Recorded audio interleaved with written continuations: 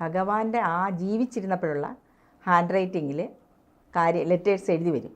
ദൈവം നമ്മളെ കൂടെ നടക്കുന്ന പോലത്തെ അനുഭവം. തുറന്നു നോക്കിയപ്പോൾ ഒരു ശിവലിംഗമാണെന്നത്. ഞങ്ങൾ അത്ഭുതപ്പെട്ടു പോയി. അവിടുത്തെ സ്വാമി പറഞ്ഞത് ഞങ്ങൾ 5 പേരുടെ പേര് ആ ബോർഡിൽ എഴുതി വന്നു എന്നാണ്. പക്ഷേ ഞാൻ എപ്പോഴും ഇത് ഉന്നയിച്ചിട്ടുണ്ടോ അവർക്ക് അതിൻ്റെ പിറ്റേ ദിവസം തന്നെ ഒരു വിളി വന്നു. മാം, കുംഭമേളയിൽ പങ്കെടുത്തതിൻ്റെ ഒരു അനുഭവം ഒന്ന് പങ്കുവെക്കാമോ? തീർച്ചയായിട്ടും പറയാം. കാരണം കുംഭമേളയിൽ ഞാൻ അതിന് തൊട്ട് മുൻപ് ഒരാഴ്ച പോലും ആയിട്ടില്ലെന്നാണ് തോന്നുന്നത്, ശ്രീലങ്കയിൽ ഞാനൊരു പര്യടനം നടത്തിയായിരുന്നു. അതായത് ഞാനൊരു സായി ഡിവോട്ടിയാണ്, സത്യസായി ബാബയുടെ. അപ്പം ശ്രീ ആനന്ദഗുരു രാജൻ സായി എന്നും പറഞ്ഞൊരു ഒരു പരമ സായി ഭക്തനുണ്ട്. അപ്പോൾ അദ്ദേഹത്തിൻ്റെ ഒരു ലീഡർഷിപ്പിൽ ഒരു സംഘടനയുണ്ട്. അപ്പോൾ അത് സട്ടിൽ മിഷൻ എന്ന് പറയും. അപ്പോൾ അദ്ദേഹത്തിൻ്റെ ഒരു സംഘടനയിൽ ഞാൻ അംഗമായി. കാരണം നേരത്തെ തൊട്ട് എനിക്ക് ഒത്തിരി അനുഭവങ്ങൾ ഉണ്ടായിട്ടുണ്ട്. അപ്പോൾ ഇങ്ങനെ ഒരു കാര്യം ഉണ്ടെന്നറിഞ്ഞപ്പം ഞാൻ അതിൽ ജോയിൻ ചെയ്തു. അങ്ങനെ ഞാൻ ഇരുന്ന സമയത്ത് സായിബാബയുടെ ഒരു സായി മലർന്നും പറഞ്ഞ് ശ്രീലങ്കയിൽ വലിയ മിറക്കിൾ നടക്കുന്ന ഒരു വീടുണ്ട്. അതായത് ഡോക്ടർ സായിബൽ പിന്നെ അദ്ദേഹത്തിൻ്റെ വൈഫും. അപ്പം അവർ രണ്ടുപേരും കൂടെ അവർക്ക് കുട്ടികളില്ല. അവർ രണ്ടുപേരോടാണ് അവിടെ താമസിക്കുന്നത്. രണ്ടുപേരും ഡോക്ടേഴ്സാണ്. അപ്പോൾ അവിടെ നിരന്തരം സായിബാബയുടെ ഒരു റെസിഡൻസ് പോലെ സ്വാമിയുടെ ഒരു പ്രസൻസ് അവിടെ വരുന്നത് പതിവായി. വന്നു കഴിഞ്ഞാൽ അവിടെ സംഭവിക്കുന്ന മിറക്കിൾ എന്ന് പറയുന്നത് അവിടെ ഒരു ബോർഡുണ്ട്, ഒരു വൈറ്റ് ബോർഡാണ്. അപ്പോൾ ആ ബോർഡിൽ ഭഗവാന്റെ ആ ജീവിച്ചിരുന്നപ്പോഴുള്ള ഹാൻഡ് റൈറ്റിങ്ങിൽ ലെറ്റേഴ്സ് എഴുതി വരും. അതായത് ഒരുപാട് കാര്യങ്ങൾ അവർക്കുള്ള സജഷൻസ് എല്ലാം ആ ബോർഡിലാണ് രാവിലെ നോക്കുന്നവർ. ഒരു മിറക്കിളാണത്. അപ്പോൾ പല അത്ഭുതങ്ങളും അവിടെ നടക്കുന്നുണ്ട്. സ്വയംഭൂവായിട്ട് വിഗ്രഹങ്ങളൊക്കെ ഇങ്ങനെ പൊങ്ങി വരും. ഞാൻ എൻ്റെ കണ്ട കാര്യങ്ങളാണ് ഞാനീ പറയുന്നത്. എനിക്ക് നേരത്തെ അത് അവിടെ സായി മലരിൽ പോകണമെന്നൊരു ആഗ്രഹം മനസ്സിൽ തോന്നിയിട്ടുണ്ട്. വേറെ എങ്ങും പോകണമെന്ന് തോന്നിയിട്ടില്ല. അവിടെയാണ് എനിക്ക്, കാരണം അത്രയും സായി ഭക്തിയായിരുന്നു. എനിക്കൊത്തിരി അനുഭവങ്ങൾ ഇതുപോലെ മെറ്റീരിയലിസ്റ്റിക്കായിട്ട് എനിക്ക് വന്നിട്ടുണ്ട്. ചില മോതിരങ്ങളൊക്കെ കിട്ടിയതും അങ്ങനെയൊക്കെയുള്ള ചില കാര്യങ്ങൾ. അപ്പം നമ്മൾ മിറക്കിൾസ് പറയാൻ പാടില്ലെന്നാണ് പറയുന്നത്. കാരണം നമ്മൾ മിറക്കിൾസിൻ്റെ പിന്നാലെ പോയി കഴിയുമ്പോൾ നമ്മൾക്ക് അതിലോട്ടാകും ശ്രദ്ധ. നമ്മുടെ ഭക്തി അങ്ങ് പോയിട്ട് നമുക്ക് ഓരോന്നൊക്കെ കിട്ടണം എന്നുള്ളൊരു ചിന്തയാകുമല്ലോ. അപ്പോൾ അതുകൊണ്ട് മിറക്കിൾസ് പൊതുവെ പറയാൻ പാടില്ലെന്നാണ്. എങ്കിലും നമ്മളൊരു സാക്ഷ്യം പറയുമ്പോൾ അതൊക്കെ പറഞ്ഞെങ്കിലല്ലേ പറ്റത്തുള്ളൂ. അപ്പോൾ അങ്ങനെ ഞാൻ സായി മലരിൽ പോയതെങ്ങനെയാണെന്ന് വെച്ചാൽ എനിക്ക് ഒരിക്കലും പോകാനൊക്കെ സാധിച്ചൊരു കാര്യമല്ല. കാരണം ഒരുപാട് പേരാണ് ആ ഗ്രൂപ്പിലുള്ളത്. അപ്പോൾ ഒരു ദിവസം അവിടുത്തെ സ്വാമി പറഞ്ഞത് ഞങ്ങൾ 5 പേരുടെ പേര് ആ ബോർഡിൽ എഴുതി വന്നു എന്നാണ്. അപ്പോൾ ശാന്തി അമ്മ എന്നും പറഞ്ഞുകൊണ്ടാണ് ആ ബോർഡിൽ എഴുതി വന്നത്. അപ്പോൾ ആ ബോർഡിൽ എഴുതി വരുന്ന പേരുകാരെയാണ് അവിടേക്ക് ക്ഷണിക്കുന്നത്. അത് കംപ്ലീറ്റ് അവരുടെ ചിലവില്ല. അതായത് ആ ഡോക്ടർ സാഹിബിലും മേർജ എന്നാണ്, മറ്റേ ഡോക്ടർ മേർജ. അപ്പോൾ 2 പേരും അതിൽ പൂർണ്ണമായിട്ട് വിശ്വസിച്ച് ആ ഒരു ഗൈഡൻസിലാണ് പോയിക്കൊണ്ടിരിക്കുന്നത് ഡെയിലി ലൈഫ് അവരുടെ. അപ്പോൾ അവർ ഒരു ഡിവോട്ടഡ് ആയിട്ടുള്ളൊരു ലൈഫാണ്, ഭഗവാന്റെ പാദത്തിൽ സമർപ്പിച്ചുകൊണ്ടുള്ളൊരു ജീവിതമാണ്. അപ്പം വലിയ പ്രഗത്ഭരായിട്ടുള്ള ഡോക്ടേഴ്സുമാണ്. അപ്പോൾ ഇവർ അതിലെന്താണ് എഴുതി വരുന്നത് അതവർ ചെയ്തിരിക്കും. അപ്പോൾ അവർ എത്ര അതിനുവേണ്ടി ചിലവ് എന്നൊന്നും നോക്കാറില്ല. അവരുടെ പൈസ അതിനുവേണ്ടി യൂട്ടിലൈസ് ചെയ്യും. അങ്ങനെ ഇവിടുന്ന് 5 പേരെയാണ് സെലക്റ്റഡ് ആയത്. കുംഭമേളയ്ക്കല്ല, കുംഭമേളയ്ക്ക് മുമ്പ് ശ്രീലങ്കയിൽ പോകുന്നത്. ശ്രീലങ്കയിലെ കാര്യം ഞാൻ പറയുന്നത്. അതിൻ്റെ തുടർച്ച ഞാൻ പറഞ്ഞാലേ കുംഭമേളയുടെ കാര്യം പറയാനൊക്കത്തുള്ളൂ.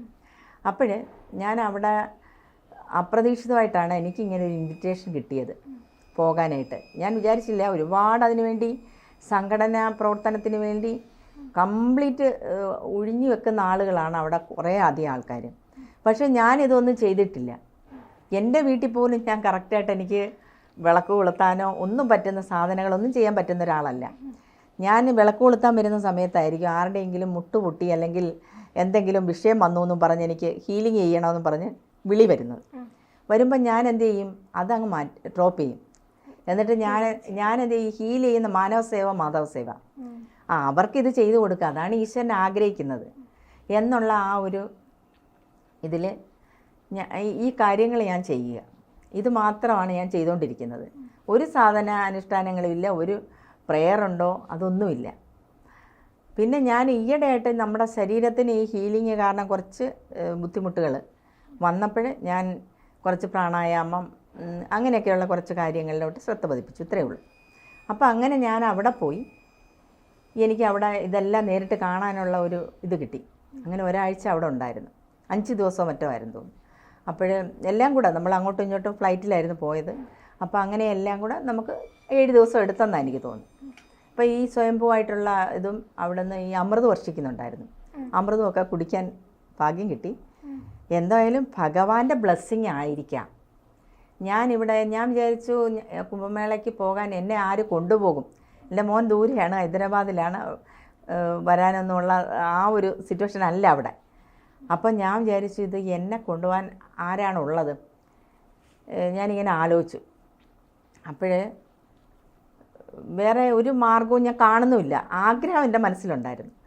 അപ്പോൾ ഞാൻ ജസ്റ്റ് എൻ്റെ ശിഷ്യരോട് ഗ്രൂപ്പിൽ ഇങ്ങനെ ചോദിച്ചു, നമുക്ക് ആരെങ്കിലും വില്ലിങ് ആണോ കുംഭമേളയ്ക്ക് പോകാൻ, നമുക്ക് എല്ലാവർക്കും കൂടെ പ്ലാൻ ചെയ്ത് അങ്ങനെ ഉണ്ട് എല്ലാവർക്കും കൂടെ ഗ്രൂപ്പായിട്ട് പോകാമല്ലോ. അപ്പോൾ അങ്ങനെ ആകുമ്പോൾ കൂട്ടും കാണുമല്ലോ. നമ്മൾ ഒറ്റയ്ക്കൊക്കെ പോവുക എന്നുള്ളത് പറ്റുന്ന കാര്യമാണോ എന്ന് എനിക്ക് അറിയത്തില്ലല്ലോ. പക്ഷേ ശ്രീലങ്കയിൽ പോയിട്ട് വന്നതേ ഉള്ളൂ. പോവുകയാണെങ്കിൽ എൻ്റെ ആഗ്രഹം പൗർണമിക്ക് മുൻപ്, പൗർണമി വരെയാണ് അവിടെ വളരെ പവർ കൂടുതലായിട്ടുള്ള സമയം. പൗർണമി കഴിഞ്ഞാൽ പിന്നെ കുറേശ്ശെ ഡിക്രീസ് ആവാൻ തുടങ്ങും. പിന്നെ ശിവരാത്രിക്കാണ് പിന്നൊരു ദിവസം അവിടെ നല്ല പവർഫുള്ളായിട്ടുള്ളത്. അപ്പോൾ അതുകൊണ്ട് ഞാൻ വിചാരിച്ചു എനിക്ക് പോകുന്നെങ്കിൽ പൗർണമിക്ക് മുമ്പേ പോകണം. പക്ഷേ അതിന് എത്ര ദിവസമാണ് ബാക്കിയുള്ളത്? 4-5 ദിവസം മാത്രം. ഇതിനിടയിൽ എനിക്ക് എങ്ങനെ പോകാൻ സാധിക്കും? ഞാൻ ഒരു ഗ്രൂപ്പിൽ ഈ മെസ്സേജ് ഇട്ട് കഴിഞ്ഞപ്പോൾ ഒരേ ഒരാളാണ് പ്രതികരിച്ചത്. നീത എന്നും പറഞ്ഞ് നമ്മൾ LIC മാനേജറാണ്, അവിടെ കോഴിക്കോടാണ് പുള്ളിക്കാരിയുടെ താമസം. ഹസ്ബൻഡ് എൻജിനീയറാണ്. അപ്പോഴേ ടീച്ചറെ, ഞങ്ങൾ കുംഭമേളയ്ക്ക് പോകാനായിട്ട് പലതവണ ട്രൈ ചെയ്തിട്ട് പോകാൻ സാധിച്ചില്ല.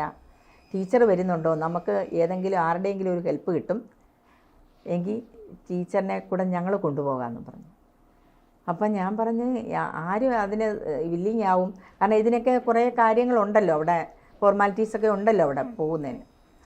അപ്പോഴാണ് അവർക്ക് അതുവരെ കാര്യങ്ങളൊന്നും സാധിക്കുന്നില്ലായിരുന്നു. കുറേ നാളുകൊണ്ട് അവർ ട്രൈ ചെയ്യുന്നുണ്ട് അവർ തനിയെ പോകാൻ.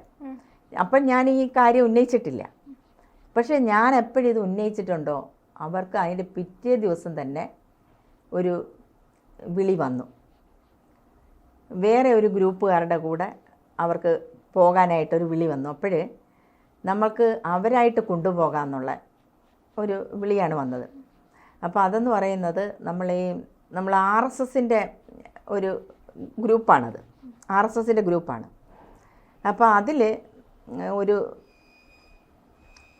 ഒരാളുണ്ടായിരുന്നു. അപ്പോൾ അദ്ദേഹത്തിൻ്റെ പേര് ഞാനിങ്ങനെ ഓർക്കുന്നത് വിട്ടുപോയെന്ന് തോന്നുന്നത്. അത് ഞാൻ എൻ്റെ യൂട്യൂബ് ചാനൽ ഞാൻ ഇട്ടിട്ടുണ്ട്. അതിൻ്റെ പേര് ഞാൻ ഓർക്കുന്നില്ല, കാരണം അദ്ദേഹം പല സംഘടനകളുടെ ഗ്രൂപ്പ് കോർഡിനേറ്ററാണ്. അപ്പോൾ അദ്ദേഹം പേര് വെളിപ്പെടുത്താൻ അന്നും ആഗ്രഹിച്ചിരുന്നില്ല. അപ്പോഴെങ്കിലും എൻ്റെ യൂട്യൂബിൽ ഞാൻ പേര് പറഞ്ഞിട്ടുണ്ട്, അത് സെർച്ച് ചെയ്തെടുത്താൽ കിട്ടും. അപ്പോൾ അദ്ദേഹം ഇവരുടെ കൂടെയാണ് വന്നത്. ഈ ആദിവാസികളെ കൊണ്ടുപോകാനായിട്ടുള്ള ഒരു ഗ്രൂപ്പിൻ്റെ കൂടെയായിരുന്നു. ആദിവാസികളെ കൊണ്ടുപോകാനുള്ള ഒരു ഗ്രൂപ്പിൻ്റെ. അപ്പോൾ അവർക്ക് വേണ്ടി പ്രവർത്തിക്കുന്ന സംഘടനയാണ്, RSSൻ്റെ ഒരു സംഘടനയാണത്. അപ്പോൾ ഞാൻ കുറച്ചാളായല്ലോ, അപ്പോൾ അതുകൊണ്ട് അതങ്ങ് വിട്ടുപോയി. പൗർണമിക്ക് മുമ്പ് തന്നെ ഇപ്പോൾ പോകാൻ സാധിച്ചു. അത് ഈ ഒരു ശ്രീലങ്കയിൽ പോയിട്ട് വന്ന് പിറ്റേ ദിവസമാണ് ഞാനിങ്ങനെ ചോദിക്കുന്നത്. അതിനടുത്ത ദിവസം ഇവർ പറഞ്ഞ് ടിക്കറ്റ് കിട്ടുമോയെന്ന് നോക്കട്ടെ, നമുക്ക് അങ്ങോട്ട് ഈ തൽക്കാലം എടുത്ത് പോകാം, ഇങ്ങോട്ട് ഫ്ലൈറ്റിലും വരാം. കാരണം പുള്ളിക്കാരിക്ക് അവിടെ ഓഫീസിൽ കൂടുതൽ ദിവസം ആബ്സെൻ്റ് ആവാൻ പറ്റത്തില്ല എന്ന് പറഞ്ഞു. അപ്പം ഞാൻ പറഞ്ഞു ഏത് രീതിയിലാണെങ്കിലും റെഡിയാണ്, പക്ഷേ നമുക്ക് തൽക്കാലം എടുത്തിട്ട് AC കിട്ടുമെന്നൊന്നും അറിയത്തില്ലല്ലോ, ഇത് കിട്ടുമെന്നുള്ളത് നോക്കട്ടെ എന്ന് പറഞ്ഞു. അങ്ങനെ അവർ പിറ്റേ ദിവസം, ഞാൻ ഒട്ടും പ്രതീക്ഷിച്ചില്ല, പിറ്റേ ദിവസം എന്നോട് വിളിച്ച് പറയുകയാണ്. അപ്പോൾ എൻ്റെ ഡേറ്റ് ഓഫ് ബർത്ത് ഇതിൻ്റെ കാര്യങ്ങളൊക്കെ സെൻഡ് ചെയ്യാൻ പറഞ്ഞു. കിട്ടിയെന്ന് പറഞ്ഞു. ഞാൻ അതിശയിച്ചു പോയി. അപ്പോൾ എന്താ, പിന്നെ ഒരു ദിവസം ബാക്കി, 4ാമത്തെ ദിവസം, അതായത് പൗർണമിക്ക് ഏകാദശിയുടെ തലേ ദിവസം, ദശമിക്ക് അവിടെ നിൽക്കത്തക്ക രീതിയിലാണ് ഞങ്ങൾ പോയത്. അവിടെ പോയി കണ്ടുള്ള എക്സ്പീരിയൻസ്, ഒരു എനർജി പ്രസൻസിൻ്റെ ഒരു എക്സ്പീരിയൻസ് എന്ന് പറയും.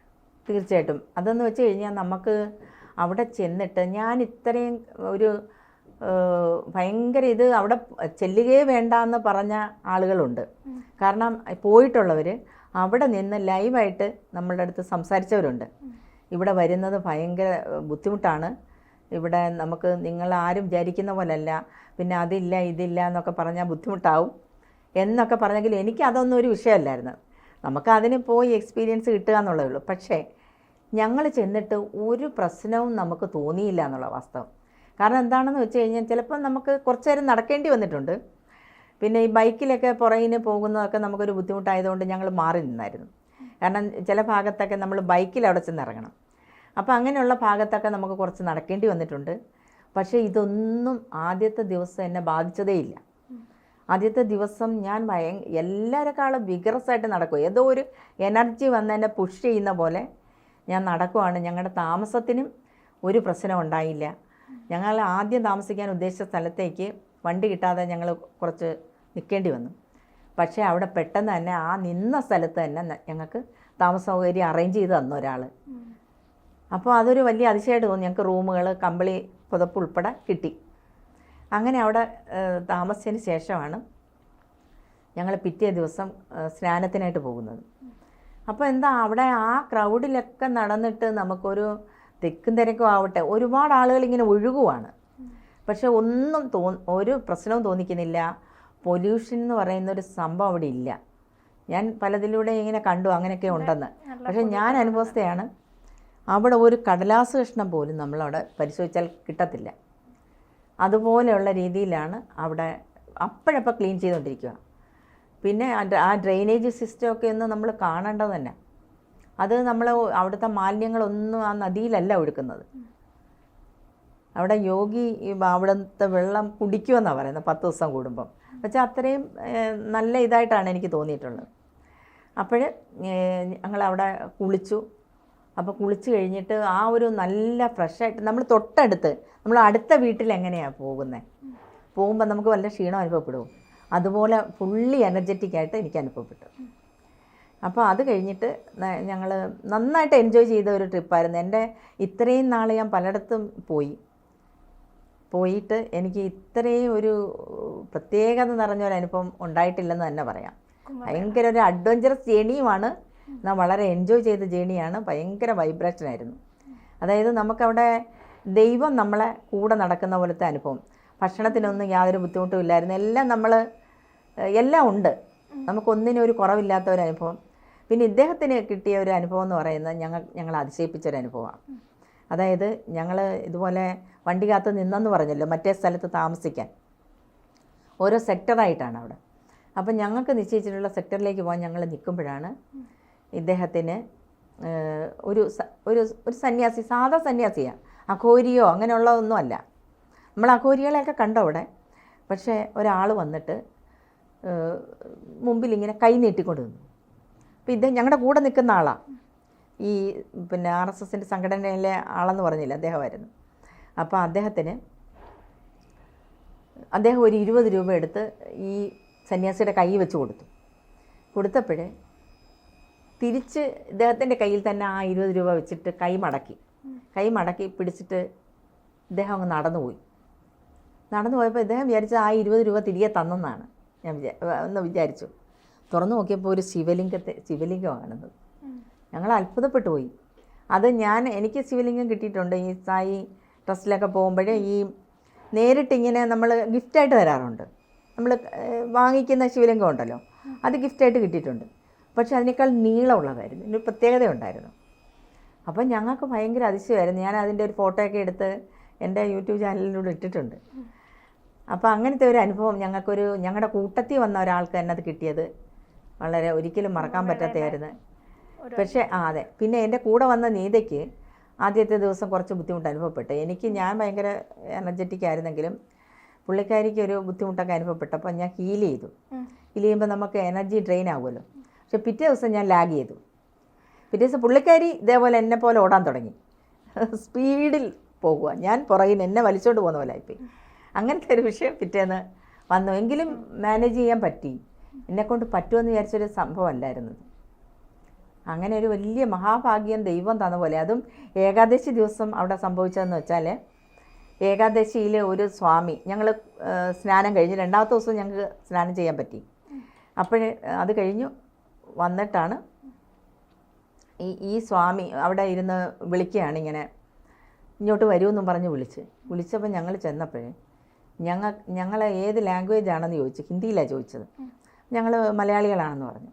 അപ്പം ഞങ്ങൾക്ക് 2 പേർക്ക് 2 ബുക്ക് മാത്രം അവിടെ ബാക്കി, ഭഗവത്ഗീതയുടെ യഥാർത്ഥ ഗീത എന്നും പറഞ്ഞിട്ട് ഒരു ബുക്ക് ഞങ്ങൾക്ക് തരിക. അത് ഏകാദശി ദിവസം കിട്ടിയപ്പോൾ ഒരു ഭഗവാന്റെ ഒരു അനുഗ്രഹം പോലെയാണ് അത് തോന്നിയത്. ഫ്രീ ആയിട്ടാണ്, അല്ലാതെ പൈസ കൊടുത്തിട്ടൊന്നുമല്ല.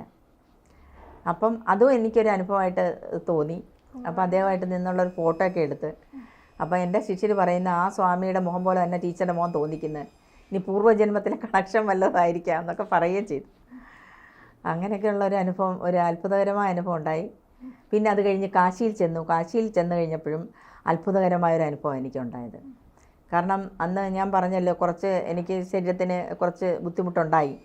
അങ്ങനെ എൻ്റെ കാല് ചെറുതായിട്ടൊന്ന്, ഈ തണുപ്പുണ്ടല്ലോ, ചെറുതായിട്ടൊന്ന് ഈ ഡ്രൈ സ്കിന്നാണ്. അത് കാരണം കുറച്ച് വിണ്ട് കീറി. അപ്പോൾ അത് നമുക്ക് മരുന്നൊന്നും പുരട്ടാനോ ഒന്നുമുള്ള, അല്ലെ ഹീൽ ചെയ്യാനോ ഒന്നുമുള്ള സമയമില്ലല്ലോ, സാവകാശമില്ല. അപ്പോൾ അത് ഞാൻ കുറച്ചൊന്ന് ബുദ്ധിമുട്ടി.